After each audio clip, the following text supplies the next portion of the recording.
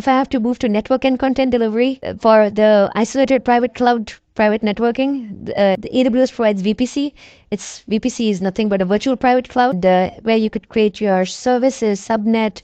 Google, it provides also virtual private cloud, and Microsoft Azure, it also has the virtual private cloud. Now, the key difference in AWS, Google, and Azure is what I've seen as Google virtual private cloud. It can span across regions, something that AWS and Azure do not provide. So that is one key differentiator, as well as the way they do the networking, the firewall. You will have to create tags, like you create tags in Google and you attach those tags to the VPC. In AWS and Azure, what you do is you create the firewall rules and then you, like the network access control layer or at the security group layer at AWS, you create these rules and then you attach it to the particular instance. But in Google, what you do is you create the rules, you create tags, and tags are attached.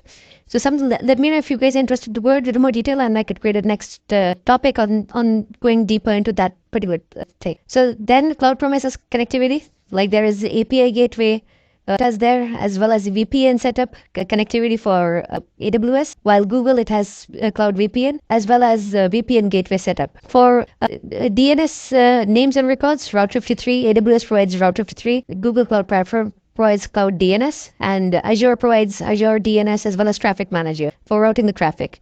For CDN, CloudFront is a very popular service of AWS, while Google Cloud Platform also has a CDN out here.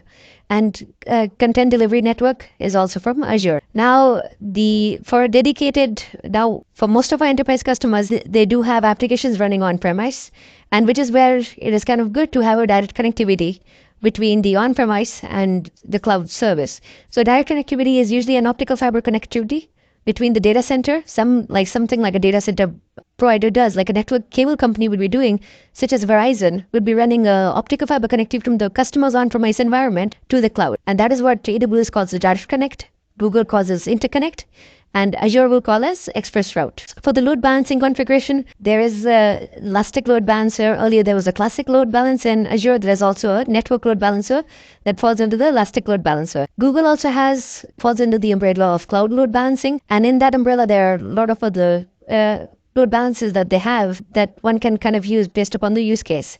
In Azure as well, you have an application gateway, you have a load balancer that one could use. Application gateway also provides the WAF capabilities that helps in the system. In all these ones, one can always use third-party sources as well. Like in a few of our clients, they use F5 as the load balancer and as well as the WAF. Some use Palo Alto for the networking aspect. So everyone cloud provider has the marketplace that one can choose to use any service that they want.